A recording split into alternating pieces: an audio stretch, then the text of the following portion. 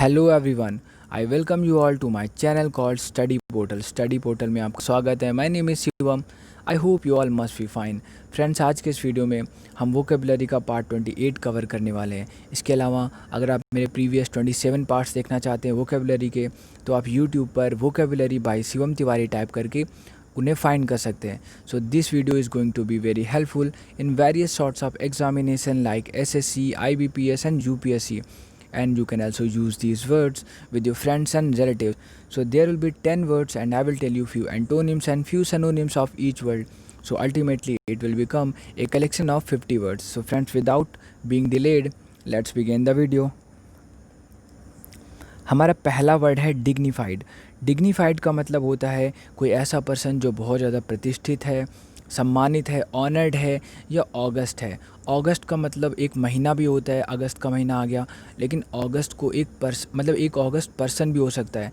अगस्त person एक सम्मानित व्यक्ति होगा, यानी कि एक प्रतिष्ठित व्यक्ति होगा। इसके अलावा डिग्निफाइड का मतलब स्टेटली हो जाएगा, यानी कि बहुत ज़्यादा ऑनरेबल पर्सन। इसके साइनोनिम्स देख लेते हैं। नोबल, नोबल मतलब जो बहुत ज़्यादा श्रेष्ठ पर्सन होता है, बहुत ज़्यादा ऊंचा अपने पोस्ट पे होता है, उसे भी हम नोबल कहते हैं। अपनी इंटेलिजेंस से भी वो नोबल हो सकता है। या कोटली, कोटली भी नोबल का सिमिलर वर्ड है। एंटोनिम देखते हैं। एंटोनिम है अनडिग्निफाइड। अनडिग्निफाइड, देखो डिग्निफाइड मतलब प्रतिष्ठित और अनडिग्निफाइड उसका अपोजिट हो जाएगा, यानी कि अप्रतिष्ठित, यानी जिसमें बिल्कुल भी सम्मान ना हो, यानी कि उसका बिल्कुल भी वैल्यू ना हो। ठीक है, एग्जाम्पल देखते हैं। She is very famous for her dignified silence, यानी कि वो अपनी डिग्निफाइड साइलेंस के लिए बहुत ज़्यादा पॉपुलर है, फेमस है। हमारा नेक्स्ट वर्ड है डिटेन। डिटेन मतलब होता है किसी भी पर्सन को या किसी भी चीज़ को, किसी बिल्डिंग को हिरासत में ले लेना, यानी अपनी कस्टडी में ले लेना। इसके सैनोनिम्स हैं टेक इनटू कस्टडी, यानी अपनी कस्टडी में ले लेना, या सीज़ कर देना, किसी बिल्डिंग को सीज़ करना यानी हिरासत में ले लेना, या होल्ड कर लेना। एंटोनिम है रिलीज़ करना। अगर कोई चीज़ पहले से ही कस्टडी में है तो हम उसे क्या कर सकते हैं, रिलीज़ कर सकते हैं। ओके, एग्जाम्पल है कस्टम्स ऑफिसर्स में detain goods for up to 2 days, यानी जो कस्टम ऑफिसर्स हैं वो उस गुड्स को यानी उस सामान को क्या कर सकते हैं, 2 दिनों तक डिटेन कर सकते हैं, अपनी हिरासत में ले सकते हैं। हमारा थर्ड वर्ड है रेजिलिएंट। रेजिलिएंट का मतलब होता है बहुत ज़्यादा स्ट्रॉन्ग, पावरफुल या मजबूत, उसे हिंदी में कहते हैं। तो रेजिलिएंट क्या हो सकता है, बहुत ज़्यादा स्ट्रॉन्ग पर्सन को हम रेजिलिएंट पर्सन कहेंगे। वो मेंटली स्ट्रॉन्ग भी हो सकता है या फिज़िकली भी। इसके साइनोनिम्स है टफ़, यानी बहुत ज़्यादा टफ़ जो पर्सन होता है, या हार्डी। ठीक है, इन सभी का मतलब होता है बहुत ज़्यादा स्ट्रॉन्ग पर्सन। टफ़ हो गया, हार्डी हो गया या रेजिलिएंट हो गया, इन सभी का मतलब होता है स्ट्रॉन्ग। एंटोनिम देखते हैं। एंटोनिम्स हैं वल्नरेबल। वल्नरेबल मतलब होता है बहुत ज़्यादा वीक पर्सन। ठीक है, बहुत ज़्यादा ऐसी कंडीशन में जैसे कि एक 55 ईयर्स से अबव जो पर्सन होगा वो वल्नरेबल होगा कोरोना डिसीज़ के लिए।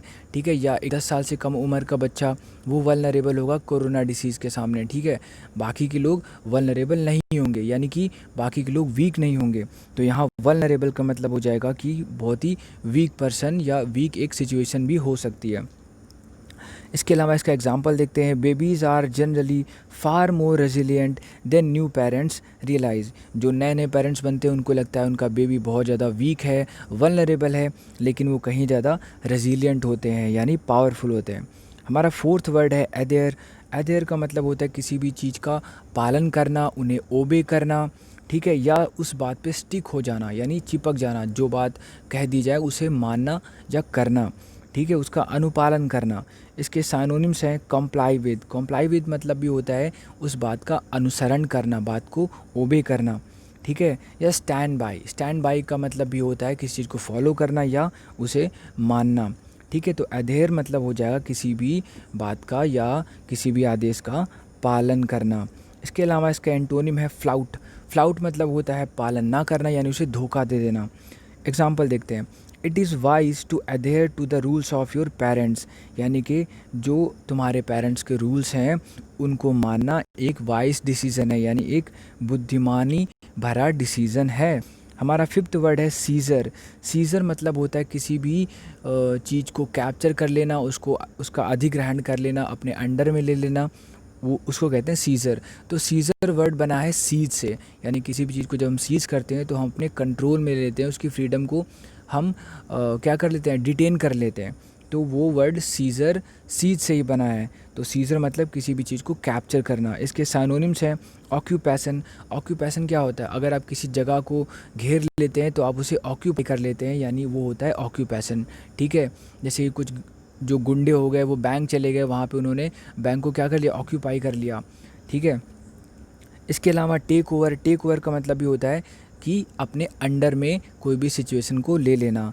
ठीक है, अपने अंडर कंट्रोल कर लेना। तो टेक ओवर हो गया, ऑक्यूपेशन हो गया, या सीजर हो गया, या कैप्चर हो गया। इन सभी का मतलब होता है किसी भी चीज़ का अधिग्रहण या उसको अपने कंट्रोल में ले लेना। एंटोनिम हो जाएगा रेस्टिट्यूशन। रेस्टिट्यूशन मतलब होता है किसी भी चीज़ को रेस्ट पे डाल देना, यानी उसे छोड़ देना, उसे फ्री कर देना। इसका एग्जांपल है the seizure of the assembly building was an immediate decision, यानी कि असेंबली बिल्डिंग पे जो ऑक्यूपेशन किया गया, यानी उसे जब अपने अंडर में ले लिया गया, ये कैसा डिसीजन था, ये एक इमीडिएट डिसीजन था। नेक्स्ट वर्ड है बिकर। बिकर का मतलब होता है झगड़ना, फाइट करना, क्वारल करना, या फिर इसका एक और वर्ड होता है कंटेंशन। कंटेंशन का मतलब होता है विवाद, या फिर एक और वर्ड होता है ऑल्टरकेशन। ऑल्टरकेशन का मतलब भी होता है लड़ाई करना, झगड़ा करना, लेकिन हाथापाई ना करना। तो कंटेंशन हो गया, ऑल्टरकेशन हो गया, या डिस्प्यूट हो गया, इन सभी में मतलब हाथ वगैरह नहीं उठाते। तो बिकर मतलब हो गया झगड़ना। इसका एक और वर्ड है स्क्वैबल। स्क्वैबल मतलब भी होता है झगड़ना या आर्ग्यूमेंट करना। सैनोनिम हो जाएगा आर्ग्यू करना। आर्ग्यूमेंट मतलब होता है बहस करना, या क्वेरल। तो क्वेरल और स्क्वैबल दोनों सिमिलर दिखते हैं, दोनों का मतलब भी सिमिलर ही है, यानी क्वेरल और स्क्वैबल मतलब हो जाएगा झगड़ना, या आर्ग्यू मतलब बहस करना, और बिकर मतलब भी झगड़ना। एंटोनिम हो जाएगा एग्री। एग्री मतलब होता है जब आप किसी की बात से सहमत हो जाते हैं। एग्जाम्पल है many couples beaker over tiny issues. बहुत सारे जो कपल्स होते हैं वो टाइनी इशूज़ पे, यानी छोटी छोटी बातों पर बिकर करते हैं, यानी वो झगड़ते रहते हैं। हमारा सेवेंथ वर्ड है क्लैम्प डाउन। क्लैम्प डाउन मतलब होता है किसी को क्लैम्प डाउन कर देना, यानी उस पर शिकंजा कस लेना। ठीक है, उसे कहते हैं क्लैम्प डाउन करना, यानी उसे सप्रेशन करना। जैसे कि अंग्रेज़ों ने इंडियंस का क्या किया, सप्रेशन किया, उन्होंने हम पर शिकंजा कस लिया, उन्होंने हमारा ऑपरेशन किया। ठीक है, सैनोनिम है प्रिवेंशन। प्रिवेंशन मतलब होता है रोकथाम, यानी कि अभी हम गवर्नमेंट क्या कर रही है, कोविड-19 से बचने के लिए प्रिवेंशन रूल्स वो जारी कर रही है, यानी रोकथाम के जो रूल्स हैं उसे वो जारी कर रही है। इसके अलावा स्टॉपिंग। स्टॉपिंग मतलब होता है किसी भी चीज़ को रोकना। ठीक है, या फिर उस पर शिकंजा कसना कह सकते हैं। तो क्लैम्प डाउन मतलब किसी भी चीज़ को रोकना या उस पर शिकंजा कसना, यानी कि उसकी स्पीड पर हाल्टिंग कर देना, यानी उसे रोक देना। तो क्लैम्प डाउन हो गया, सप्रेशन हो गया, प्रिवेंशन हो गया, और स्टॉपिंग। इन सभी का मतलब हो गया क्या, किसी भी चीज़ को रोक देना या अपने कंट्रोल में लेना। एंटोनिम हो जाएगा लेट गो। लेट गो मतलब होता है किसी भी चीज़ को जाने देना या उसे आज़ाद कर देना। एग्जाम्पल है ए clamp down on crime is essential, यानी कि जो क्राइम हो रहा है उस पर क्लैम्प डाउन करना यानी शिकंजा कसना, ये बहुत ज़्यादा एसेंशियल है, यानी ज़रूरी है। हमारा एट्थ वर्ड है पेरिल। पेरिल का मतलब होता है खतरा या विपत्ति, यानी कि डेंजर, यानी कि रिस्क। सैनोनिम हो जाएगा जेपर्डी। जेपर्डी मतलब भी खतरा होता है, रिस्क मतलब भी खतरा होता है, या फिर इसको मेनेस भी कहते हैं, डेंजर भी कहते हैं, और पेरिल भी कहते हैं। अगर कोई चीज़ हमारे लिए ख़तरनाक है तो वो क्या है, पेरिलस है। ठीक है, डेंजरस है। इसके अलावा इसके एंटोनिम यानी उल्टा शब्द हो जाएगा सेफ्टी। सेफ्टी मतलब होता है कि जब हम खतरे में नहीं होते, हम सेफ़ होते हैं, तो उसे हम सेफ्टी कहते हैं। एग्जाम्पल है you could well place us both in peril, यानी कि तुम क्या कर सकते थे, तुम हमें खतरे में डाल सकते थे। हमारा नाइन्थ और सेकंड लास्ट वर्ड है सबमर्ज। सबमर्ज मतलब होता है कोई भी चीज़ जब डूब जाती है तो उसे हम सबमर्ज कहते हैं।